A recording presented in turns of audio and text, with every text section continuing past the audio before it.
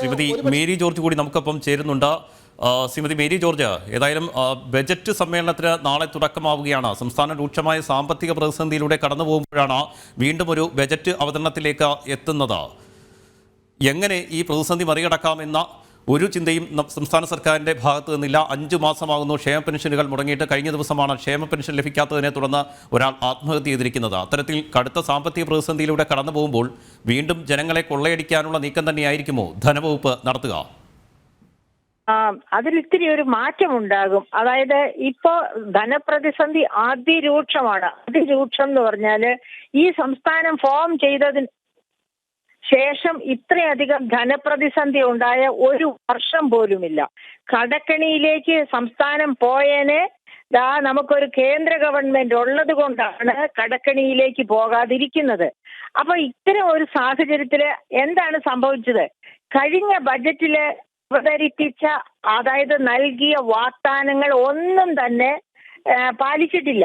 പാലിച്ചിട്ടില്ലെന്ന് മാത്രമല്ല, കഴിഞ്ഞ പ്രാവശ്യം വലിയ തോതിൽ നികുതി വർദ്ധിപ്പിച്ചു. ഇവിടെ സംസ്ഥാന ഗവൺമെന്റ് അവകാശപ്പെടുന്നത് നികുതിയെല്ലാം ഇൻഡയറക്ട് ടാക്സസ് മുഴുവനും GST ചേക്കേറി എന്നാണല്ലോ. പക്ഷെ അത് ശരിയേ അല്ല.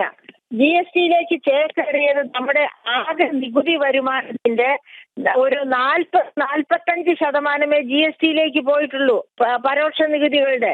ബാക്കി നികുതികൾ മുഴുവനും ഇപ്പോഴും സംസ്ഥാന ഗവൺമെന്റിന്റെ അധീനതയിലാണ്. വർദ്ധിപ്പിക്കുകയോ താഴ്ത്തുകയോ ചെയ്യാം.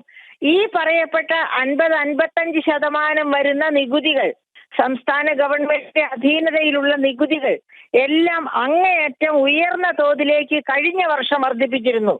നമുക്കറിയാം, 2% സാമൂഹ്യ സുരക്ഷാ സെസ് ഇന്ധനത്തിൽ പതിച്ചു. ആ സാമൂഹ്യ സുരക്ഷാ സെസ് അതുവഴി കിട്ടുന്ന എമൗണ്ട് പോലും സാമൂഹ്യ സുരക്ഷാ പദ്ധതിക്ക് ആ പണം പോരാ. പക്ഷെ ആ പണം പോലും സാമൂഹ്യ സുരക്ഷാ സെസ്സായിട്ട് കൊടുത്തിരുന്നെങ്കിൽ അതിദരിദ്രർക്ക് പഞ്ഞമില്ലാതെ കൊടുക്കാമായിരുന്നു. അതിദരിദ്രരിൽപ്പെട്ടവരാണ് ഈ സാമൂഹ്യ സുരക്ഷാ പെൻഷൻ കിട്ടാതെ മരിക്കുന്നത്. അപ്പൊ ഗവൺമെന്റിന് ആരാണ് അതിദരിദ്രൻ, ആരാണ് ദരിദ്രൻ, ഇതൊന്നും അറിയേണ്ട ആവശ്യമില്ല. അവരെപ്പോഴും നോക്കി നടക്കുന്നത് പൗരപ്രമുഖരെയാണ്. പൗരപ്രമുഖരെ പ്രീണിപ്പിച്ച് പാട്ടിലാക്കുക എന്നതിന് വേണ്ടിയാണ് ഗവൺമെന്റ് മെഷീനറി എപ്പോഴും നടക്കുന്നത്. തീർന്നില്ല. കഴിഞ്ഞ ബജറ്റ് അവതരണത്തിന് ശേഷം സെക്രട്ടേറിയറ്റ് പ്രവർത്തിച്ചിട്ടുണ്ടോ? കേരളീയം എന്ന് പറഞ്ഞ് അതിനുവേണ്ടി തയ്യാറെടുപ്പുകൾ, പിന്നെ കേരളീയം, അതിനെ തുടർന്ന് നവകേരള സദസ് എന്ന് പറഞ്ഞ് അതിനുള്ള തയ്യാറെടുപ്പ്, പിന്നെ അങ്ങനെ അതായത് പിന്നെ അതുപോലെ തന്നെ ജനക്ഷേമകരമായിട്ട് വഴിയിലിട്ട് പാവപ്പെട്ട, അതായത് യൂത്തുകാരെ അടിച്ചൊതുക്കുക, കൊല്ലാൻ പറ്റുമെങ്കിൽ കൊല്ലുക, കഴുത്ത് ഞെരിക്കുക, ഇത്തരമൊക്കെ പ്രക്രിയകൾ അങ്ങേയറ്റം മനോഹരമായ പ്രക്രിയകളായിട്ട്, ചേർത്ത് പിടിക്കലായിട്ട്, സംരക്ഷണമായിട്ട് ഒക്കെ കൊത്തിക്കൊഴിച്ചുകൊണ്ട് നടന്ന ഒരു ഗവൺമെന്റ്. ആ ഗവൺമെന്റ് എന്താണ് ബജറ്റിൽ പറഞ്ഞിരിക്കുന്നത്? ശരിക്കും ബജറ്റ് എന്ന് പറയുന്നത് എന്താണ്? അതായത് നമ്മുടെ കോൺസ്റ്റിറ്റ്യൂഷന്റെ 112 അനുച്ഛേദ പ്രകാരം വോട്ടർമാർക്ക് അറിയാനുള്ള അവകാശം, ഒരു ഗവൺമെന്റ് എന്തുമാത്രം സമാഹരിക്കുന്നു, നികുതിയായിട്ടും നികുതിയേതര വരുമാനമായിട്ടും എന്തുമാത്രം ചെലവഴിക്കുന്നു, എന്താണ് റവന്യൂ കമ്മി, ആ റവന്യൂ കമ്മി നികത്താൻ വേണ്ടി എന്ത് ചെയ്യുന്നു, എന്താണ് ധനക്കമ്മി, അത് നികത്താൻ വേണ്ടി എന്തുമാത്രം കടം മേടിക്കുന്നു, ഇത്തരം കാര്യങ്ങളൊക്കെ വിശദമായിട്ട് ജനങ്ങൾക്ക് പറഞ്ഞു കൊടുക്കുന്ന ഒന്നാണ് നമ്മുടെ ബജറ്റ് എന്ന് പറയുന്നത്. അപ്പൊ കഴിഞ്ഞ വർഷത്തെ ബജറ്റിൽ ഇങ്ങനെ ഒരുപാട് വാഗ്ദാനങ്ങൾ പറഞ്ഞു. നികുതി പിരിച്ചത് എവിടെ പോയി ആർക്കും അറിയാൻ വയ്യ. ശ്രീമതി മേരി ജോർജ്, കഴിഞ്ഞ ബജറ്റിൽ ക്ഷേമ പെൻഷനുകൾ നൽകുന്നതിന് വേണ്ടിയാണ് അന്ന് ധനമന്ത്രി പറഞ്ഞത് ഇന്ധന സെസ് വർദ്ധിപ്പിക്കുന്നു, 2 രൂപ വീതം സെസ് വർദ്ധിപ്പിക്കുന്നതിനുള്ള തീരുമാനം ക്ഷേമ പെൻഷൻ നൽകുന്നതിന് വേണ്ടിയാണ് പറഞ്ഞിരുന്നത്. എന്നാൽ നമുക്കറിയാം, ഇപ്പോൾ 5 മാസമാകുന്നു ക്ഷേമ പെൻഷനുകൾ മുടങ്ങിയിട്ട്. അത് എങ്ങനെ നൽകുമെന്ന് സംസ്ഥാന സർക്കാരിന് മുന്നിൽ ഒരു മറുപടിയും ഇപ്പോഴുമില്ല. ശരിയാണ്. അത് തന്നെ ഞാൻ നേരത്തെ സൂചിപ്പിച്ചത്. ഇത് ക്ഷേമ പെൻഷന് വേണ്ടി എന്ന് പറഞ്ഞാണ് 2 രൂപ സെസ് ഇന്ധനത്തിൽ ഏർപ്പെടുത്തിയത്. ഓർമ്മിക്കണം, കേരളത്തിൽ ഇന്ധനം കുറവല്ല വിറ്റഴിക്കപ്പെടുന്നത്. കാരണം ഓൾ ഇന്ത്യ തലത്തിലെ 18 വാഹനങ്ങളാണ് 1000 പേർക്കുള്ളത്. അതേ സമയത്ത് കേരളത്തിൽ 1000 പേർക്ക് 466 വാഹനങ്ങളുണ്ട്. എന്ന് വെച്ചാല് വലിയ തോതിലെ ഇന്ധനം വിറ്റഴിയുന്ന സംസ്ഥാനമാണ് കേരളം. അങ്ങനെയുള്ള കേരളത്തിലാണ് 2% സെസ് ഏർപ്പെടുത്തിയിട്ടും ഇന്നലെയും ഒരു അതിദരിദ്രൻ ആത്മഹത്യ ചെയ്തത് നമുക്കറിയാം.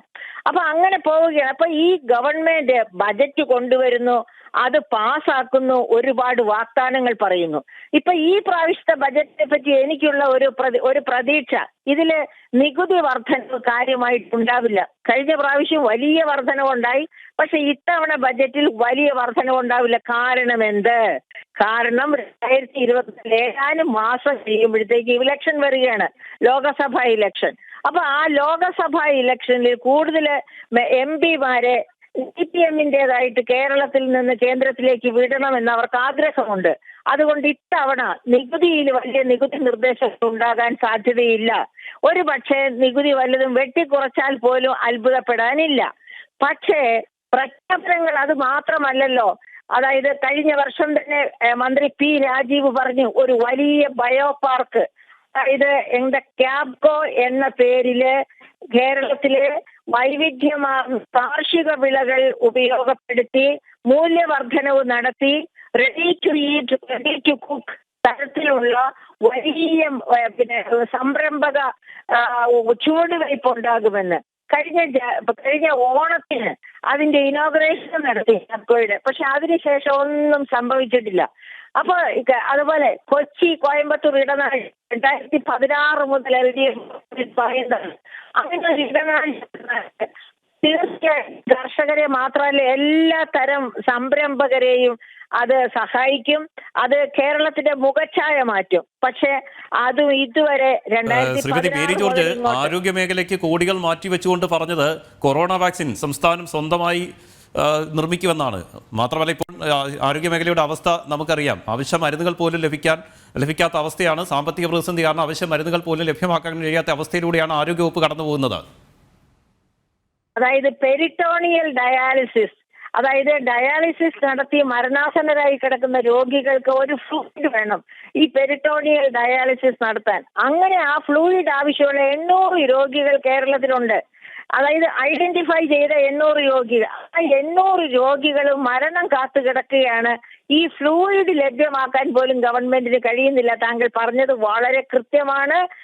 ആരോഗ്യരംഗം A to Z നമുക്കറിയാം. ഇവിടെ കമ്മ്യൂണിക്കബിൾ ഡിസീസസും നോൺ കമ്മ്യൂണിക്കബിൾ ഡിസീസസും വളരെ കൂടുതലായിട്ട് ഒരു സംസ്ഥാനമാണ് കേരളം. നമ്മുടെ പരിസ്ഥിതിയൊക്കെ അത്ര ദോഷമായിട്ട് കിടക്കുകയാണ്. പക്ഷെ ഈ 2 തരം രോഗത്തെ പ്രതിരോധിക്കാൻ വേണ്ട യാതൊരു കരുത്തും നമ്മുടെ ആരോഗ്യ രംഗത്തില്ല. ആരോഗ്യരംഗം ഒക്കെ താഴേക്ക് മൂക്ക് കുത്തിയിരിക്കുകയാണ്.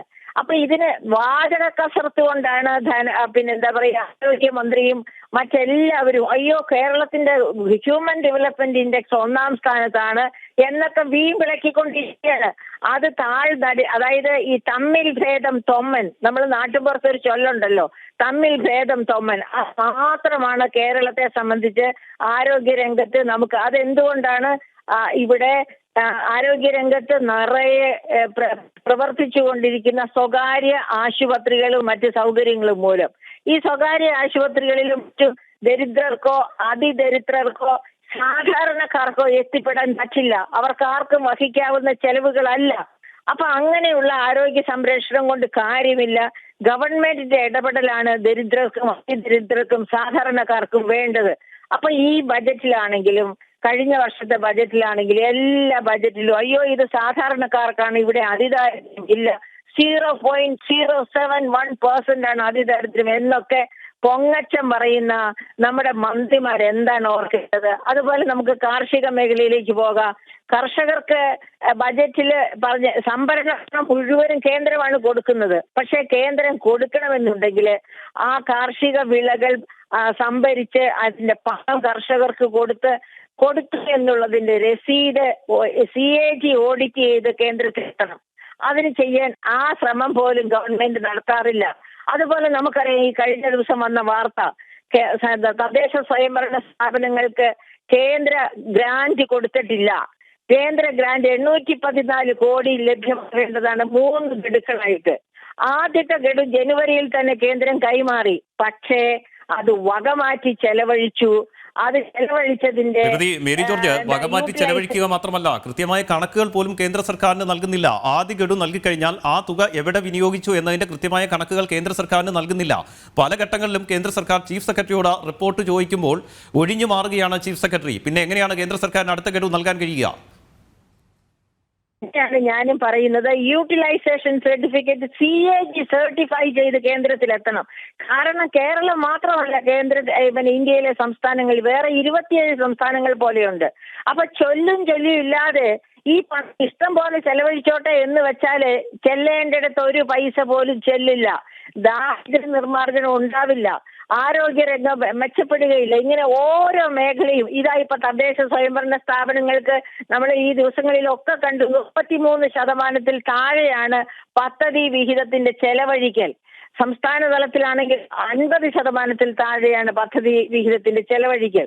അപ്പോ അതായത് ധൂർത്ത്, കെടുകാര്യസ്ഥത, ഏറ്റവും പ്രധാനം കെടുകാര്യസ്ഥതയുടെ ബെസ്റ്റ് എക്സാമ്പിൾ ആണ് CAG റിപ്പോർട്ട് 2023 പുറത്തു കഴിഞ്ഞ സെപ്റ്റംബറിൽ പുറത്തു വന്നേ. അതിനകത്ത് പറഞ്ഞിരിക്കുന്നു 28,258.39 കോടി കുടിശ്ശിക പിരിച്ചെടുക്കാനുണ്ട്. നികുതിയേതര മേഖലകളിലായിട്ട് 28,258.39 കോടി അരിയർ കടമായിട്ട് കിടക്കുകയാണ്, കിട്ടാക്കുടിശ്ശികയായിട്ട് കിടക്കുകയാണ്. എന്തുകൊണ്ടെന്ന് വെച്ചാല് അത് CAG തന്നെ ചൂണ്ടിക്കാണിക്കുന്നുണ്ട്. ഗവൺമെന്റിലെ ഇന്റേണൽ ഓഡിറ്റിംഗ്, ഗവൺമെന്റിലെ തന്നെ ഓഡിറ്റ് വിഭാഗം ഓരോ വകുപ്പിനെയും 72ഓളം വകുപ്പുകളുണ്ട്. ഈ വകുപ്പിലൊക്കെ ഓഡിറ്റിംഗ് നടത്തി ക്രമക്കേടുകൾ കണ്ടുപിടിച്ച് അതിനെ ഫോളോ അപ്പ് ചെയ്യണം.